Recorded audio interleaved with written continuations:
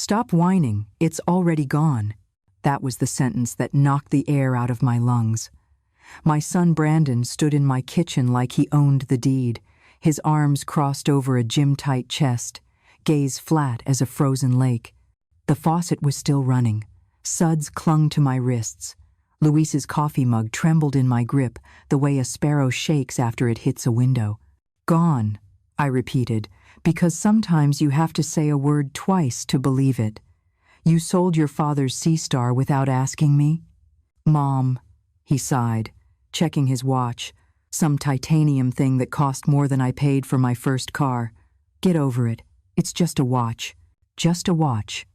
6 months after burying my husband of 50 years, and my own son had pawned the one thing of his I wore every morning, the one thing I wound with the rhythm Luis taught me, the little ceremony that kept a part of him ticking beside my skin. Betrayal has a taste, no one warns you about that. It's metallic, like a penny pressed under your tongue. Standing there in my Portland bungalow, staring at my 43-year-old son, who apparently believed grief came with an expiration sticker, I tasted it fully for the first time.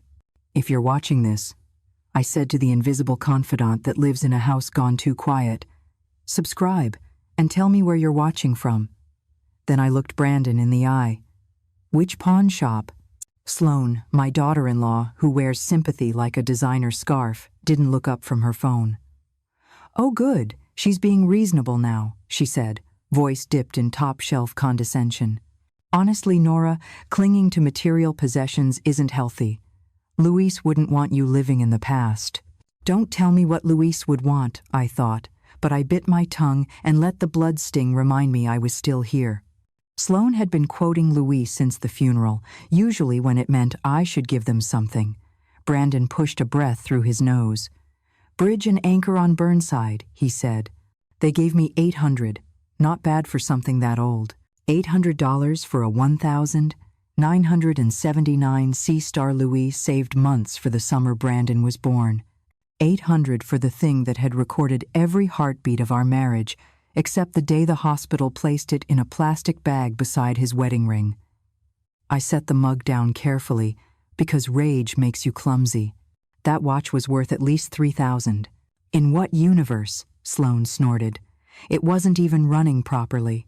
It wasn't running properly because I was the one winding it, and grief has its own time zones. But they lived in a world where everything wore a price tag and nothing carried a memory. "I'm going to get it back," I said. "Good luck with that," Brandon muttered, already sliding his keys off the hook. "We fly out tomorrow. Sloane's been planning this trip for months." "At your expense," Sloane added, flashing me that faux compassion the rich wear when they want to seem human. "You really should consider therapy, Nora. This obsession with Luis's things isn't normal." The door closed, and their shoes clicked down my front steps. The house swallowed the sound and returned me my silence, the companion who moved in when Luis moved out of his body. Here's what my son and his ornamental wife did not know about their old mother. I spent 40 years as a credit union manager. I know the difference between surrender and strategy. I am done surrendering. Bridge and anchor pawn lives under flickering fluorescent lights that make hope look sickly. The bell over the door jangled with the defeated cheer of a carnival closing. Behind the counter stood a man with forearms like illustrated novels and the wary expression of someone who has heard every story and believes half of none. "You're here about the SeaStar," he said before I opened my mouth. "How?" "Your son called. Said you might show. Said you're having a tough time letting go." He lifted one shoulder in apology. "I feel for you, ma'am. But business is business. I paid fair value. Fair value. As if there were an agreed-upon price for 50 years of mornings, for the sound of Luis winding the crown while the kettle sang, for the weight of the watch when the nurse pressed it, warm from his skin, into my palm with the ring I still wear. "I'll buy it back," I said. "Whatever it takes." The man, Devon, said his name tag grimaced. "It's already sold. Guy came in early, paid cash. No returns in this business." Something in me folded, and then, strangely, unfolded again. Some stranger is walking around Portland with my husband's pulse on his wrist, I said, and thought, not for long. Devon hesitated, then lowered his voice. There was something weird, though, when we cleaned it for sale. He disappeared into the back and returned with a small manila envelope, the kind that knows secrets. Hidden compartment in the case back. Professional work jeweler level. This was inside. He slid a yellowed slip onto the glass. In Luis's careful engineer's hand. Nora's birthday, the 12th of June, the day I knew. Beneath it, a string of letters and numbers. SS4412, PDX 0816, NA. I stared until the characters swam. Luis never mentioned a hidden compartment. In 50 years of marriage, he had kept this right there on his wrist, a secret pressed against his pulse. Do you know what it means? Devon asked. No, I said, though the shape of it nudged at something old and useful in my brain. Luis kept notebooks with neat columns and tidy headings. He liked patterns. He trusted me to find them. The man who bought the watch, what did he look like? Devon's face shuddered. Why? Because my husband hid this for a reason. If someone came in looking for that watch in particular, I'd like to know if they knew what they were buying. I let him see the raw thing under my ribs, the thing that wakes you at 3 a.m., because the other side of the bed is cold. I'm not asking you to break the law, I said quietly. Just tell me if he seemed to know. Devon studied me for a long moment, then exhaled. He didn't say much. But when I joked we found something inside, he stopped smiling, asked if we'd opened it, paid quick, left faster. He spread his hands. Cash. No paperwork on sales. Did he ask about other watches? Other SeaStars? He asked if we'd had any vintage SeaStars recently. Plural. Devon rubbed at a scuff on the glass. I'm sorry. If it comes back in, I'll call you. But I don't think it's coming back. I thanked him and stepped into Portland air, damp with that particular river chill even on a bright day. The paper rode home in my purse like a coal cool to the touch, carrying heat inside. Luis had hidden this for decades. From me. What else had my old world, straight-spined, ledger-believing husband hidden to keep me safe or keep me blind? At home, I cleared the dining table the way you clear a battlefield, methodically. Luis had kept everything.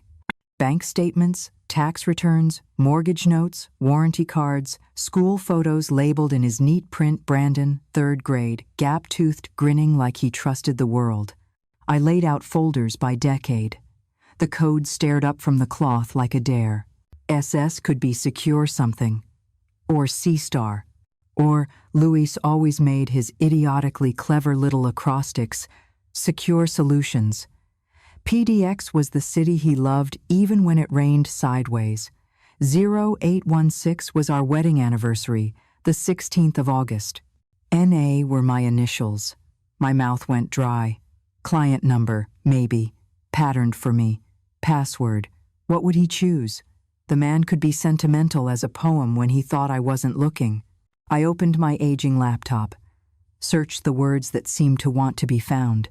Crown Harbor Asset Management, a site with the bland confidence of the very wealthy, offered a client login page so clean it could pass a white glove test. Client ID. Password. No. Forgot? Link to save the foolish. I typed SS4412 PDX 0816 NA into the client ID field with fingers that remembered how to balance columns without calculators. The field blinked. Valid client. A password box pulsed. What would you pick, mi cielo? Our address, our anniversary? I tried 08161974. Red denial. Luis was romantic, yes, but he was also a man who hid a secret behind a second secret. My birthday? 0612 no. Then the note's first line tumbled through me again. Nora's birthday, the 12th of June, the day I knew. Not my birthday, the day we met. The Alberta Street Fair, a paper lantern night, the smell of cinnamon and rain. He always said he knew then. I typed it the year I would have laughed in his face if he'd told me about the years coming. Access granted. The page bloomed with numbers that didn't make sense until they made every kind of sense. Current balance: $2,903,118.42. I made a sound I didn't recognize. $3 million, while I clipped coupons and turned collars and told my son we couldn't afford that field trip jacket. The screen swam, then settled. I clicked through the transaction history. The first deposit, $5,000 in 1984. Memo: initial legacy allocation. Slow, steady contributions, conservative growth. Then, in the last 2 years, sharp spikes. $10,000. $25,000. Memos: property sale emergency liquidation. My breath shortened. Luis had been moving assets fast right before his heart gave out at work. My phone rang. Brandon's name bloomed like a bruise. "Mom," he said, too bright, too careful. "Ashley says you made a scene at the pawn shop." "In what world is asking for my husband's watch a scene?" I said, eyes still flicking down the ledger. "It's already sold," he said. "Problem solved. Time to move on." There was a message. I cut in. Silence sharpened. "Inside the watch, Luis left me something." "What kind of something?" His voice had the hum of a wire pulled too tight. "Just some numbers," I said lightly. "Probably nothing. I'll have an accountant look." "I can look," Brandon said quickly. "Save you the fee." I let a beat pass enough for him to hear the weight of years between us. "No," I said. "I can afford the fee." When I ended the call, I stared at the laptop until the numbers burned into me. Luis hadn't been starving us to feed his pride. He'd been building a wall around me quietly, relentlessly. And the one clue he left had lived against his pulse, waiting for the day our son tried to pry my life open with a crowbar made of greed. I closed the laptop and smoothed the slip of paper flat with both palms. "All right, Luis," I said into the empty room that still remembered his laugh. "If this is the trail you left, I'm walking it, and I won't walk alone." The next morning, I woke to the sound of rain crawling down the gutters, Portland's lullaby, and the paper slip still on my nightstand like a second pulse. Luis had hidden it for decades. Why now? Why me? If he wanted me to find it, he would have told me. Unless telling me put me in more danger than keeping me ignorant. I brewed coffee in the old percolator he insisted on using, the kitchen filling with its slow heartbeat. My hands hovered over the laptop. The account balance still pulsed in my memory. $2.9 million. It was the kind of money that shifts the floor beneath you, turning every past decision into a question mark. Had every patched shirt, every coupon-clipped dinner, every sacrifice I made for Brandon been unnecessary? Or was Luis shielding us from something darker than thrift? I opened the account again, scrolling through. Deposits and memos lined up with his neat handwriting, each note clipped and careful. Property sale, emergency liquidation, asset transfer confidential. The words looked like smoke signals from a fire I hadn't seen. A knock rattled my front door. I jolted, clutching the slip like it could protect me. It was Theo, the neighbor's boy, 15, rain dripping from his hoodie. He held out a paper sack. "Mom baked extra muffins. Thought you might want some." His shy smile reminded me of Brandon at that age, before debts and arrogance calcified him. "Thank you, sweetheart," I said, pressing the warm bag between my palms. "You tell your mom she saved me today." Theo's cheeks reddened. "You saved me, Mrs. Alvarez. You taught me how to do a budget last summer. I got my first job now dishwashing. I keep my tips in envelopes like you said." That small kindness steadied me. Maybe Luis had been hiding millions, but I still had power in the everyday.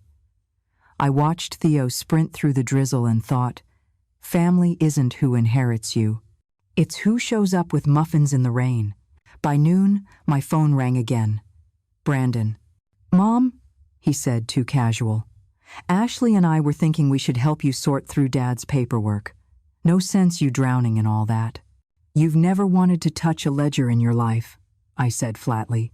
Well, you mentioned some numbers from the watch. His voice sharpened, the mask slipping. What exactly did they say? Nothing important. Don't lie to me, Mom. It was the first time in months he sounded interested in anything tied to his father. Not grief, not memories, money. My silence was answer enough. I'll come by tonight, he said. We can go through it together. I laughed, a sharp sound that startled even me. Yesterday you told me to stop living in the past. Today you want to dig through it with me? No, thank you. Mom, don't be stubborn. Stubborn is what saved me all these years, I said, and hung up. That night, I spread Luis's files across the dining table like a general preparing for war. 40 years of bank statements, tax returns, property deeds. He'd been meticulous, almost obsessive. I scanned line after line until my eyes blurred until a pattern jumped. The properties Luis had liquidated in his final year, all purchased by Coal Meridian LLC, my son's company. My chest tightened. Brandon hadn't stumbled into pawning the watch for petty cash. He'd been dismantling Luis's empire behind my back. The Rolex hadn't been a convenience, it had been a target. He wanted the code. I dug deeper, shoving folders aside until I found a manila envelope tucked behind insurance policies. Inside, a report from 6 months before Luis died, written by a private investigator. My hands shook as I read. Mr. Alvarez, as requested, I've completed my review of your son Brandon's financial activities. Findings as follows. Gambling debts exceeding $190,000 to offshore accounts, multiple high-interest loans secured under false income statements, and documented inquiries into power of attorney processes, elder care facilities, and inheritance law. Evidence suggests Brandon is preparing to contest your estate and potentially declare you incompetent to seize assets. Recommend immediate measures to safeguard your wife's financial security. Signed, Mayakwan, Investigator. The page blurred. Luis had known. He'd known his own son was planning to rob him and me. That was why he liquidated property. That was why he hid the code in the watch. That was why he left me breadcrumbs in the dark. The phone rang again, and this time I didn't have to look at the screen. Brandon's voice filled the room. Mom, let me help you with those numbers. If Dad left something, it belongs to all of us. No, I whispered, not all of us, not anymore. I ended the call and stared at the report until the letters stopped swimming. Luis hadn't been hiding money from me. He'd been hiding it from our son.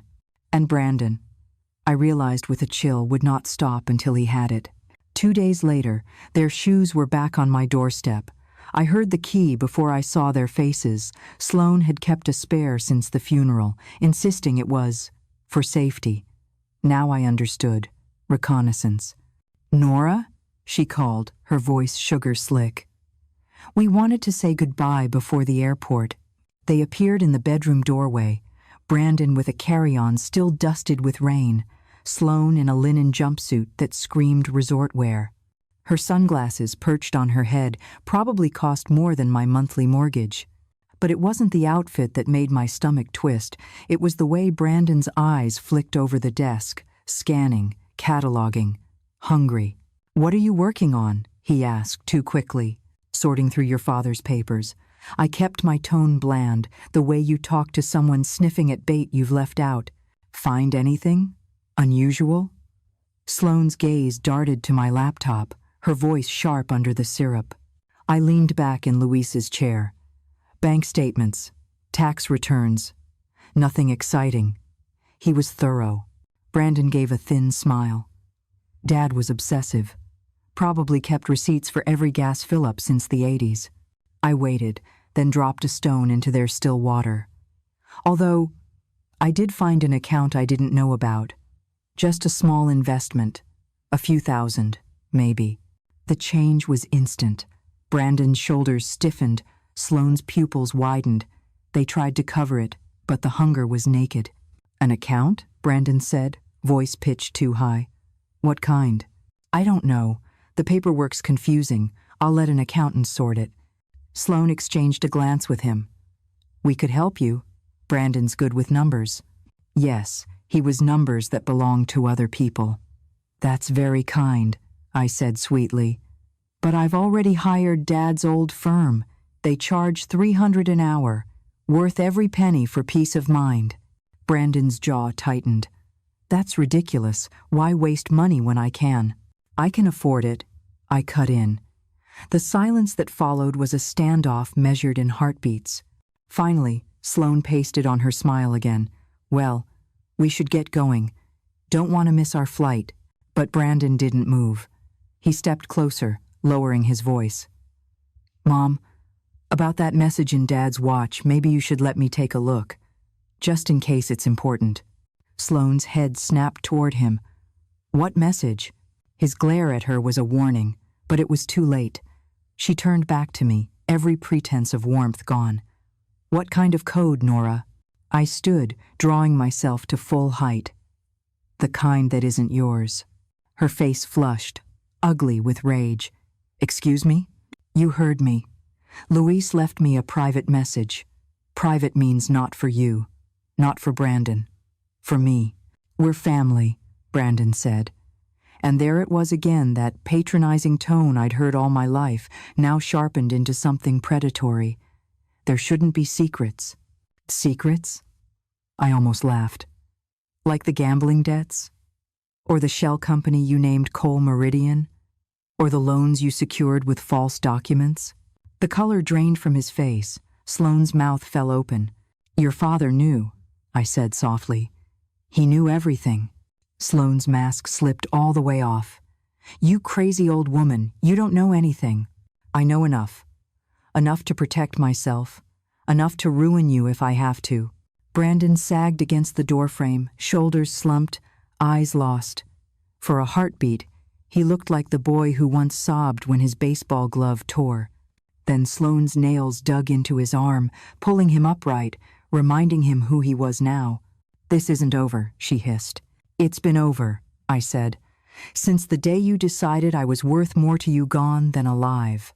The door slammed, rattling the frame. Their footsteps faded into the drizzle.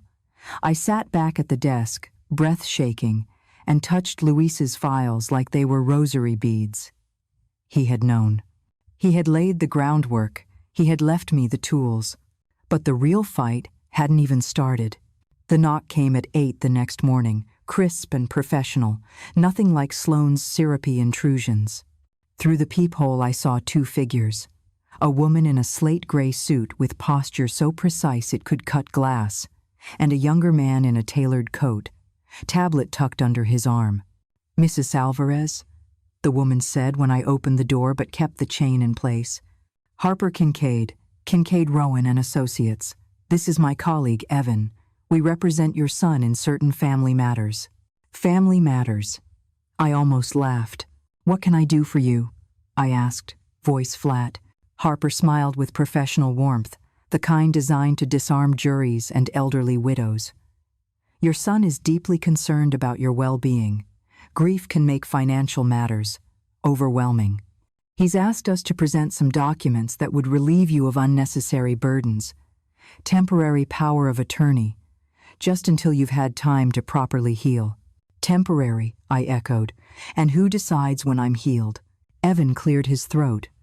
At your discretion, naturally. But your recent activity accessing offshore accounts, international transfers, might suggest to an outside observer that you're not thinking clearly. The threat was clear. Sign or be dragged into court, branded incompetent. I let the silence stretch until Harper's smile stiffened. Then I said, You know what's interesting about threats? Harper's brows arched. Do tell. They only work if the person you're threatening doesn't have better lawyers than you do. Her mask cracked, just a flicker. Excuse me? You can tell Brandon his plan won't work. Luis left me more than money. He left me protection. And I closed the door gently, like a book I was finished reading. My hands shook, but not from fear. From rage. From clarity, I dug through Luis's files until I found the business card I'd noticed last night embossed, understated. Maya Kwan, Private Investigations. The same name that signed the report about Brandon's debts. The same woman Luis had trusted when he couldn't trust his own blood. I dialed the number with trembling fingers. She answered on the second ring, her voice low, calm, like a steady hand in the dark. Maya Kwan. This is Nora Alvarez, I said. Luis Alvarez's widow. A pause. Then, softly, I've been expecting your call. My throat tightened. He told you I might? He hired me more than a year ago to build a protection plan for you. He suspected your son might make a move after his death. Everything is ready. You just have to decide how far you want to take it. I looked at the slip of paper still burning a hole in my palm. At the folders spread across the desk, Luis's tidy handwriting marching like soldiers on the page. At the silence of a house that had become a battlefield. How far? I whispered. As far as you need, Mrs. Alvarez, Maya said. Luis left me the map. All you have to do is follow it. Maya's office was tucked inside a weathered brick building near the riverfront, the kind of place most people passed without a glance. Inside, it was all order and edges. Neat files, black and white photographs of Portland streets from decades past, and a faint scent of eucalyptus that reminded me of antiseptic and calm. She stood when I entered, a compact woman in her 50s, hair pinned back, eyes the kind that missed nothing. Mrs. Alvarez, she said, extending her hand. Or do you prefer Nora? Nora, I replied. My voice cracked, betraying exhaustion. I imagine you know more about my family than I do at this point. Not more, Maya said, guiding me to a seat. Just different. She opened a leather folder already waiting for me. Inside was a letter in Luis's handwriting, dated a week before his death. My breath caught at the familiar slant of his script. My dearest Nora, it began. If you're reading this, then Brandon has shown his true colors. I couldn't bring myself to tell you everything in life. Protecting you meant shielding you even from me. But Maya has all the documentation. Use it only if you must. Trust her. And remember, you are stronger than you know. I pressed the letter to my chest for a moment, as though paper could warm me. He knew, I whispered. He did, Maya confirmed, and he prepared. She slid a tablet across the desk. On the screen, audio files lined up by date. She tapped one. Brandon's voice filled the room. She's slipping. If we get a doctor to sign off, we can move fast. Power of attorney, memory care facility, done. Sloane's laugh followed. By the time she figures it out, the money will already be ours. My hands curled into fists. He wired the house? Maya nodded. Legally, as the homeowner. He wanted proof, not just suspicion. I have hours of recordings, every cruel joke, every planning session, every time Sloane whispered to neighbors that you were confused. We'll use it all. I closed my eyes, hearing Luis's voice in memory. I just want to know you're safe when I'm gone. He'd been planning this, building walls while I slept beside him, ignorant of the war waged under our roof. What do we do next? I asked, opening my eyes. Maya leaned forward, her gaze steady. First, we block their legal play. I'll file a motion preemptively, supported by the recordings. Then we notify Adult Protective Services of attempted elder abuse. Simultaneously, we refer Brandon's fraudulent loans to the IRS and FBI. He wanted to use the courts to declare you incompetent. We'll make the courts declare him criminal instead. It was too much, too fast. My breath came shallow. This will destroy him. He's already destroying himself, Maya said gently. We're just documenting the wreckage. Outside, rain streaked the office window like ink on glass. I thought of Theo, dropping off muffins, smiling like hope. Of Sloane's hiss, this isn't over. Of Brandon's slumped shoulders, caught between shame and greed. No more hiding, I said. My voice surprised me. It was steady, almost fierce. Luis built the trap. I'll spring it. Maya's lips curved in the faintest smile. Then we begin today. By the time I returned home that night, the rain had given Portland a silver sheen, streetlights glowing in puddles like coins tossed into a fountain. Inside, the house felt different, less like a mausoleum, more like a command post. Luis's desk was no longer just a piece of furniture. It was an arsenal. Maya's team moved quickly. By morning, she'd filed for a protective order to block any attempt Brandon might make to seize power of attorney. Attached were transcripts of his own words, pulled from the recordings Luis had hidden in our bungalow's walls. Reading them was like swallowing broken glass. "She's weak, Ash. A few more months and she'll be in a facility. Once she's declared unfit, the rest is easy." Easy. My son had used that word about stripping me of my life. At noon, Maya sat across from me at the dining table, spreading more evidence between the coffee mugs. "We've also alerted Adult Protective Services. They're treating this as an attempted elder abuse case." Simultaneously, the IRS has opened a review of Brandon's business loans. Fraudulent filings light up like fireworks in their system. I tried to absorb it all. Brandon's debts, Sloane's lies, Luis's meticulous countermeasures. It feels like I've been living in a house with two wars. One my husband was fighting in silence, and one my son was preparing to wage against me. Maya nodded. "Luis built you a fortress. We're just raising the flags on the towers." The doorbell rang. For a moment, dread chilled my spine. Brandon? Lawyers again? But it was only Theo, dripping from the rain, holding a bag of groceries. "Mom thought you might be too busy to shop," he said shyly. I took the bag, the smell of oranges and fresh bread warming my chest. "Thank her for me." Theo lingered, shoving his hands in his hoodie pocket. "Mrs. Alvarez, you okay? People around the block keep saying weird stuff, like you're confused. But you don't seem confused to me." Sloane's whisper campaign. Poison spread in neighborly smiles. I wanted to weep from both rage and gratitude. "I'm not confused, Theo, just underestimated." He grinned, quick and genuine. "Then you'll win." And with that, he dashed back into the rain, leaving me with groceries and something rarer faith. That night, I sat at Luis's desk with the manila folder Maya had given me. Inside were not just bank records, but photos. Brandon in hushed meetings with loan sharks, Sloane leaning across cafe tables to whisper with attorneys. Proof Luis had seen them clearly when I couldn't or wouldn't. In the corner of the folder lay a sealed envelope addressed in Luis's hand. "For Nora, if Brandon moves against you." My pulse stuttered. I slid a finger under the flap. Inside was a single page. "My love, if this moment has come, you will feel alone. But you are not. Maya knows what to do. Follow her guidance. And remember, I did not build this plan to hurt our son. I built it to protect you. If he insists on his own destruction, let him. But do not let him take you with him. You are stronger than both of us. Always, Luis." The tears came then, hot and unrelenting. I had spent 6 months believing Luis left me with silence.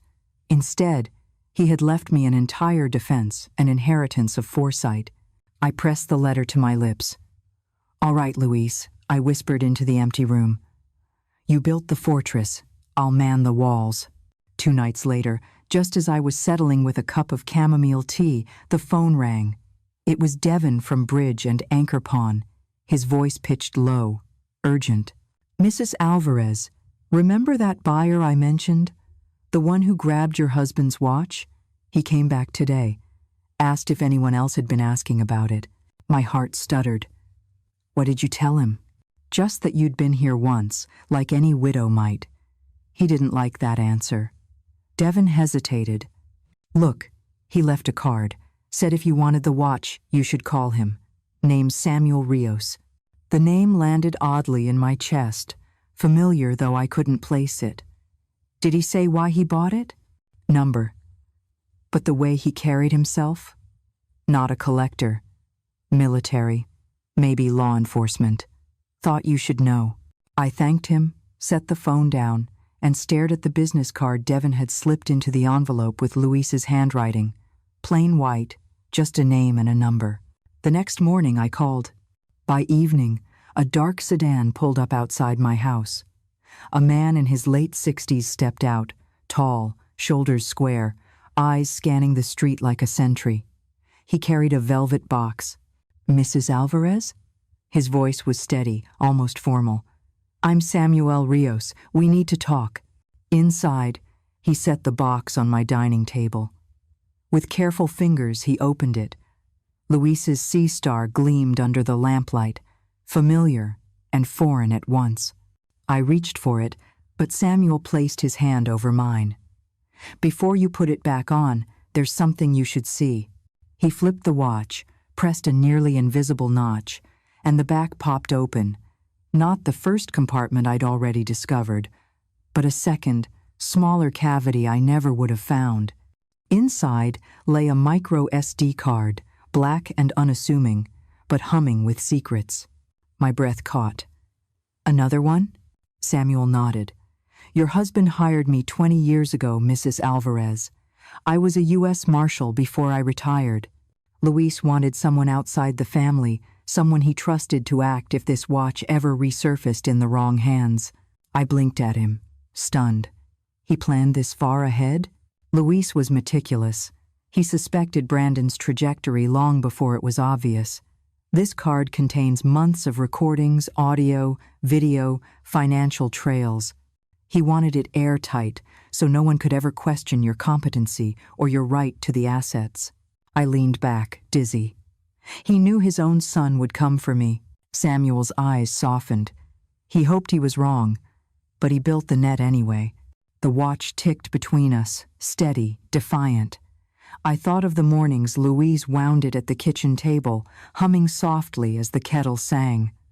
All that time, he was winding more than gears. He was winding protection around me, thread by thread, year by year.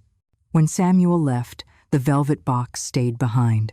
I sat alone with the watch and the card, the rain tapping at the windows like impatient fingers. Luis hadn't just left me a breadcrumb trail. He'd left me a fortress disguised as a timepiece. Maya arrived the next morning with her laptop and a fire in her eyes. When I placed the micro SD card in her palm, she handled it like evidence in a trial, which, in a way, it was. We watched together as the files loaded.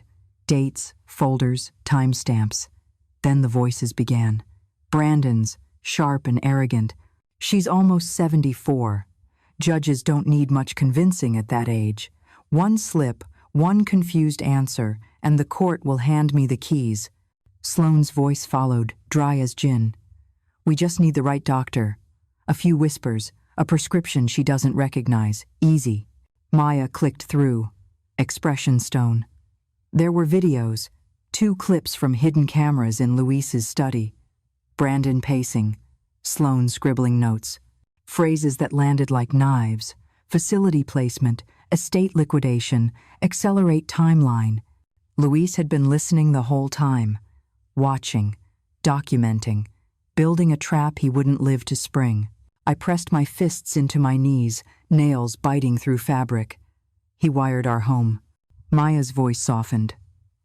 He didn't trust Brandon's ambition. He wanted leverage proof no judge could ignore.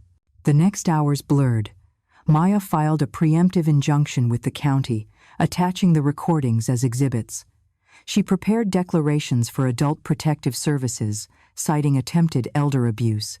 Parallel referrals went to the IRS and FBI, each packet thick with evidence of loan fraud, underreported income, and offshore gambling.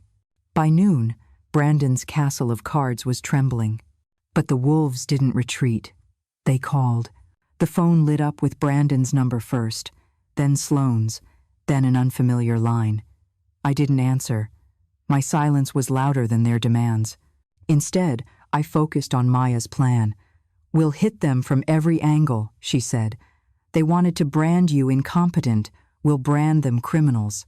By dusk, the house felt less haunted. For the first time since Luis's death, I wasn't reacting. I was preparing. Later that evening, as I set out dinner, the porch light flicked on. A shadow moved at the edge of the yard, too tall to be Theo, too still to be a neighbor walking their dog. My pulse quickened. I watched from the window until headlights flared and a sleek Audi rolled away. They were watching, taking stock, waiting for me to falter. But I was no longer a woman waiting to be rescued. I was a widow with her husband's playbook, a fortress of evidence, and allies who knew how to wield it. I closed the curtains, sat down to my meal, and whispered into the quiet, "Let them come." At dawn, the pounding on my neighbor's door woke me, not a polite knock, an authoritative hammer. When I peered through my curtains, I saw them. Black windbreakers with FBI stenciled across the back, agents carrying file boxes and hard drives out of Brandon's house. Their SUVs lined the curb like a barricade. My phone buzzed before I could draw a full breath. Brandon. "Mom." His voice cracked, raw with panic. "What did you do?" I sipped my coffee, keeping my tone calm. "I didn't do anything, Brandon. Your father did. He knew exactly who you were becoming, and he made sure I'd be safe from you." "You don't understand," he shouted. "This will ruin us." "No," I corrected. "You ruined yourself. I just turned on the light so everyone could see it." In the background, I heard Sloan shrieking something about lawyers, about reputations. Then the line clicked dead. Across the street, agents led Brandon down the steps, his hands cuffed in front, his face gray with shame. Another team escorted Sloan, her expensive scarf slipping sideways, her fury louder than the sirens. She twisted toward my window, eyes blazing, and mouthed the words, "This isn't over." But it was. Maya arrived not long after, her expression taut with focus. "They'll be arraigned on fraud and elder abuse first. More charges will follow once the IRS finishes its audit." Luis's recordings left them no room to maneuver. I nodded, numb but steady. He built this net to catch them. Maya placed a reassuring hand on mine. And it worked. Perfectly. That evening, the house was quiet again, but it no longer felt like a tomb. It felt like a fortress finally defended. I lit a candle in Luis's study, the flicker casting shadows over his photo. "You were right," I whispered. "They underestimated me. They underestimated us." The watch ticked on my wrist, steady as a heartbeat. Outside, the rain eased, and Portland smelled of iron and wet earth, like the aftermath of a storm that had finally broken. 2 days later, I sat in Maya's office, the micro SD card's files neatly cataloged on her screen. She clicked on the last folder, marked in Luis's handwriting, for Nora final instructions. A video filled the monitor. Luis looked older than I remembered, the gray in his hair heavier, the lines at his eyes deeper. But his gaze steady, clear, felt like he was sitting across from me in that moment. "My love," he began, voice low but unwavering. "If you're watching this, then Brandon has done what I feared. I hoped I was wrong. I prayed for it, but I prepared for this." He leaned forward, hands clasped. Every dollar in that Crown Harbor account was built from his own boasts. He couldn't stop bragging about investments, about flips, about insider deals. I listened. I copied his moves, made them cleaner, legal, careful. I turned his greed into your shield. If he ever tried to take what wasn't his, the money would already be locked away, untouchable. But there's more. Luis reached out of frame and held up a document. Maya tapped her keyboard, bringing it onto the screen. A legal trust. "If Brandon files for power of attorney," Luis continued, "the clause activates. Every property tied to Coal Meridian LLC, every asset he leveraged, will be transferred immediately to the street. Helen's Children's Literacy Center in his name, but out of his hands. He will inherit his own destruction. His debts remain his. His gains disappear." I pressed my hand to my mouth, the enormity of it sinking in. Luis hadn't just built a defense. He designed a trap so elegant it was almost cruel. The video ended with him looking directly at the camera. "Nora, You've always been stronger than you know. If Brandon forces your hand, use this, and then choose peace, not for him, for yourself." Silence stretched in the office. Maya's expression was a mixture of admiration and awe. "Your husband was extraordinary. He thought of everything." I wiped my eyes, the tears hot but not bitter. "He turned our son's greed into a weapon and then handed me the trigger." Maya nodded. "And now you get to decide how to fire it." I looked down at the watch ticking on my wrist. For years, I'd thought it was just a relic, a memory of mornings Luis and I shared. Now I knew. It was the vault, the key, the blueprint. A fortress disguised as time. And Brandon? He was already locked outside its gates. 3 months later, the courthouse buzzed like a hornet's nest the day Brandon and Sloane entered their pleas. Sloane, sharp as glass in a prison-issue jumpsuit, struck a deal 16 months inside in exchange for testimony. Brandon, head bowed, refused the deal and faced 24 months plus restitution. Their business, Coal Meridian, had already collapsed, assets seized, debts piling like sandbags. I didn't attend the hearings. I didn't need to. Maya called me afterward, her voice brisk but triumphant. "They'll serve time. They'll lose everything they thought they controlled. And most importantly, you're untouchable." Instead of a courtroom, I was in my new cottage near Selwood Riverfront Park, sunlight pouring through windows Luis never got to see. I had painted the walls myself, every brushstroke a declaration. I am still here. I filled my days differently now. Mornings spent walking by the river. Afternoons at the Street Helens Literacy Center, where a brass plaque already bore Luis's name. Evenings, leading an art and reading circle for children and seniors. The money he left me, money forged from vigilance and sacrifice, was doing what it was meant to do. Protect, nurture, expand. One rainy Tuesday, the doorbell rang. When I opened it, I froze. Standing there was Marina Brandon's daughter, my granddaughter. Her coat was damp, her eyes rimmed red, but she smiled, nervous. "Grandma Nora," she whispered. I hope it's okay I came." My throat tightened. I hadn't seen her since Luis's funeral. Sloane had cut me off, whispering that I was confused, fragile, unfit. To see her now, taller, steadier, a teacher shaping young lives, it was like the world had returned a piece of itself. "I heard about Dad," she said, twisting her hands. "And Ashley, I wanted to apologize. For them, for not visiting, for believing." She broke off, tears slipping down her cheeks. I pulled her into the house, into my arms. "None of this is yours to apologize for, sweetheart. None of it." Over dinner, soup simmered from scratch. Bread Theo's mother had baked. Marina told me about her classroom, her engagement to a young doctor, her guilt. "I don't know if I can forgive him," she admitted. "But I don't want to lose you too." "You won't," I said simply. Later, as she left with promises to return, I stood at the door watching her walk into the rain. For the first time in months, I felt something bloom in my chest, not victory, not vengeance, but the quiet green of renewal. Luis had given me the means to defend myself. Maya had given me the tools to fight.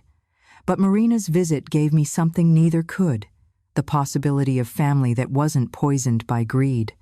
I closed the door softly. I no longer needed to prove myself against Brandon and Sloane. They had chosen their path, and I had chosen mine. And mine was lit by the steady, rhythmic ticking of Luis's watch time reclaimed, time repurposed, time finally my own. The day of the dedication, the Street Helens Literacy Center glowed like a lantern in the drizzle. Inside, balloons bobbed, children chattered, and a brass plaque gleamed under the lobby lights. The Luis Alvarez Memorial Wing, funded by Nora Alvarez. I stood there with a hand on the plaque, the engraved letters cool beneath my fingertips. Luis had always dreamed of helping children who had no one else to fight for them. And in the end, even through betrayal and secrets, he had kept that promise not just to them, but to me. Theo was there too, awkward in a borrowed tie, cheeks pink with pride. The center director had just announced him as the first recipient of the Luis Alvarez Scholarship. He shuffled up to me afterward, clutching the award letter. "I wouldn't even be in school without this," he said, voice cracking. "Thank you, Mrs. Alvarez." I smiled, brushing a hand against his shoulder. "Thank Luis. He built the safety net. I just made sure it caught the right people." From the back of the crowd, I caught a glimpse of Samuel Rios. He didn't approach, just nodded once, his silent acknowledgement a reminder. Luis hadn't trusted blindly. He'd surrounded me with unseen guardians. That evening, back in my cottage by the river, I sat at the easel in the sunlit room I'd claimed as my studio. On the canvas, a portrait was emerging. A woman older, lined by loss, but unbowed. Behind her, a clock face, hands forever steady, never breaking. I slipped Luis's SeaStar onto my wrist. Its tick was soft, relentless, as if reminding me, "You are still here, still moving forward." I thought of Brandon, counting hours in a federal cell. Of Sloan, learning that manipulation loses its edge when the audience walks away. Of Marina, who had chosen her own path back toward me. And I thought of Luis, who had wound the gears of his plan with the same devotion he once used to wind this watch each morning. He had loved me enough to prepare for a war I never wanted but was forced to fight. And I had loved him enough to carry it to victory. Out the window, the rain eased, and the last of the daylight painted the river gold. The greatest love stories aren't measured in passion or grand gestures. They are measured in protection, in the choices made quietly, consistently, to shield the person you love most from storms they cannot see coming. I raised my brush, added light to the portrait's eyes, and whispered into the silence, "Thank you, Luis, for every fortress you built, for every moment of borrowed time you gave me. I'll use it well." And to those listening now, I'll say this: thanks for staying with me. Don't forget to subscribe, and feel free to share your story in the comments. Your voice matters.